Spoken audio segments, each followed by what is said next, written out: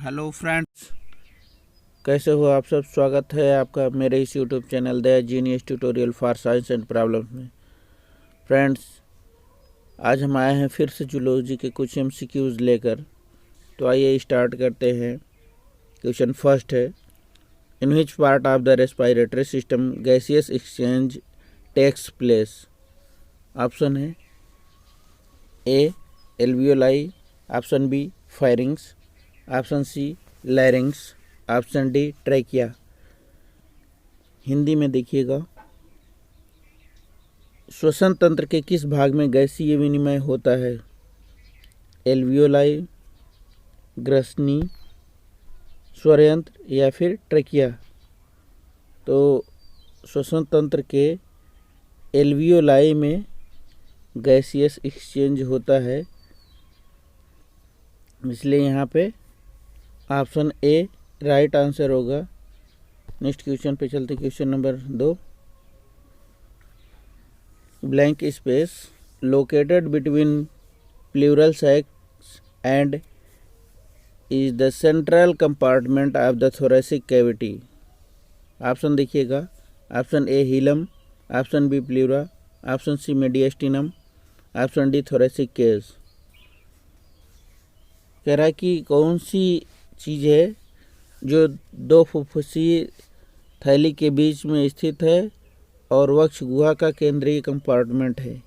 हीलम है, फुफ्फुस है, मीडियास्टिनम है या फिर थोरेसिक पिंजरे है।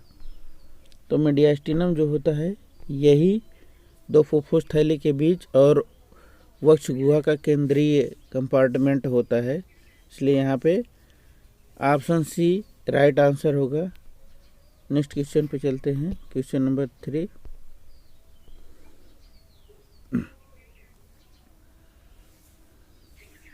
देखिएगा, विच of the following statements is true about involuntary breathing. कह रहा है कि अनैच्छिक श्वास के बारे में निम्नलिखित में से कौन सा कथन सत्य है?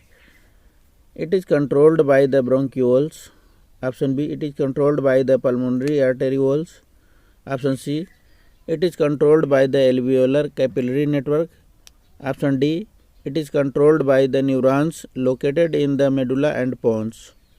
कह रहा है यह ब्रोंक्यूल्स द्वारा नियंत्रित होता है या फुफ्फुसीय धमनी द्वारा नियंत्रित होता है। तीसरा, यह वायुवी कोशिका नेटवर्क द्वारा नियंत्रित होता है। यह मेडुला और पोन्स में स्थित न्यूरॉन्स द्वारा नियंत्रित होता है। तो यहाँ पे देखिएगा, अनैच्छिक श्वास जो होता है उसके बारे में ये लास्ट कथन, यानी कि it is controlled by neurons located in the pons and medulla, यानी कि मेडुला और पोन्स जो कि न्यूरॉन्स के द्वारा नियंत्रित होता है। यहाँ पे देखिएगा, यह मेडुला और पोन्स में स्थित न्यूरॉन्स द्वारा नियंत्रित होता है। ऑप्शन डी यहाँ पे राइट आंसर। अगले क्वेश्चन पे चलते हैं। Which of the following are parts of the human respiratory system.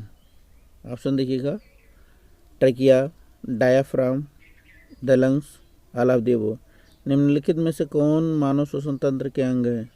Trachea, diaphragm, फेफड़े या फिर ऊपर दिए गए सभी, यानी ऑल ऑफ द अबव। तो ट्रैकिया, डायाफ्राम और लंग्स, ये तीनों के तीनों जो है रेस्पिरेटरी सिस्टम हैं। तो यहाँ पे उपरोक्त सभी, यानी कि ऑप्शन डी राइट आंसर होगा। अगले क्वेश्चन पे चलते हैं। Which of the following gas is released out during the process of respiration. Option A oxygen, option B hydrogen, option C carbon dioxide, option D none of the above. श्वसन की प्रक्रिया के दौरान निम्नलिखित में से कौन सी गैस निकलती है?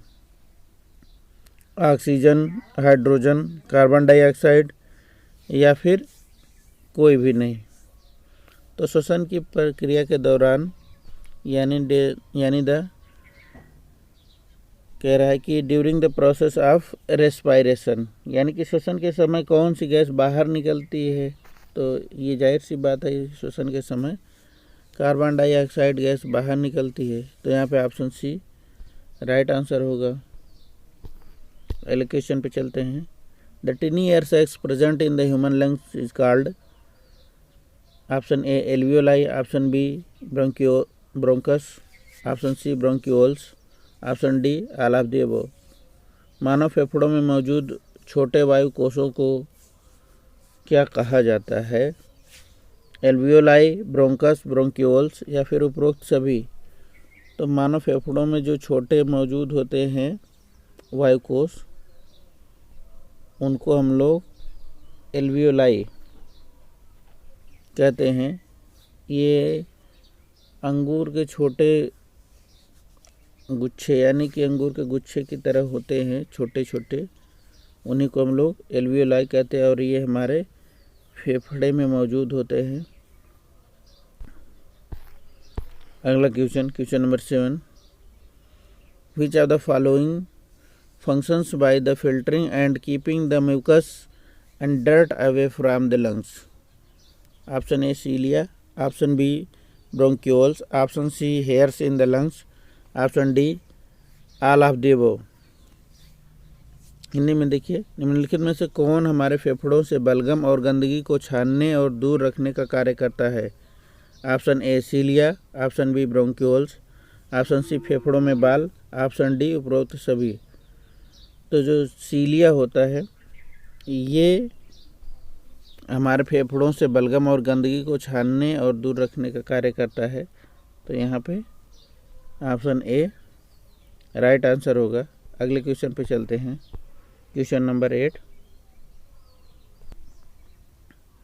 The total number of alveoli present in the human lungs is estimated to be around, option A 1 billion, option B 800 million, option C 500 million, option D 1500 million. मानव फेफड़ों में मौजूद एल्वियोलाई की कुल संख्या लगभग होने का अनुमान है 1 अरब, 800 मिलियन, 500 मिलियन या फिर 1500 मिलियन। तो मानव फेफड़ों में लगभग 500 मिलियन एल्वियोलाई मौजूद होते हैं। तो यहाँ पे ऑप्शन सी सही आंसर होगा। अगले क्वेश्चन पे चलते हैं,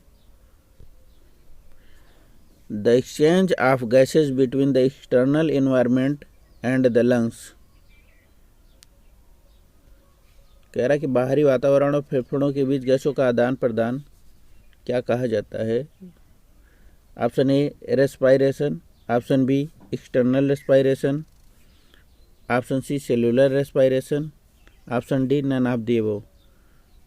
यानी कि श्वसन या फिर बाहरी श्वसन या फिर सेलुलर श्वसन या फिर उपरोक्त में से कोई नहीं। तो एक्सटर्नल रेस्पायरेशन कहा जाता है, यानी बाहरी श्वसन। जो लंग्स यानी कि फेफड़ों और बाहरी वातावरण यानी बाहर से जो गैस अंदर जाती है और फेफड़े तक, फेफड़े से फिर वापस आती है बाहर, वो एक्सटर्नल रेस्पायरेशन कहा जाता है, यानी कि बाहरी श्वसन। इसलिए यहाँ पे ऑप्शन बी राइट आंसर होगा। अगले क्वेश्चन पे चलते हैं और ये लास्ट क्वेश्चन होगा, which one of the following statement is the false about trachea? Option A has C shaped rings, B it is covered by epiglottis, option C it splits into the right and left lungs, option D none of the above. Hindi में देखिए, श्वास नली के बारे में निम्नलिखित में से कौन सा कथन असत्य है? सी आकार के छल्ले हैं, यह एपिग्लॉटिस द्वारा कवर किया गया है, यह दाएं और बाएं फेफड़ों में विभाजित होता है, या फिर उपरोक्त में से कोई नहीं। तो यहाँ पे it is covered by epiglottis, यानी कि ऑप्शन बी राइट आंसर होगा। यानी कि ये एपिग्लॉटिस द्वारा कवर किया होता है, ये यहाँ पे फॉल्स है यानी असत्य है। बाकी दोनों ऑप्शन दिए हैं जो ऑप्शन ए और ऑप्शन सी, ये ट्रू है यानी सत्य है। तो फ्रेंड्स, कैसा लगा वीडियो अच्छा लगा हो तो वीडियो को लाइक करें, शेयर करें, चैनल को सब्सक्राइब करें। Thank you for watching my video. Love you all friends.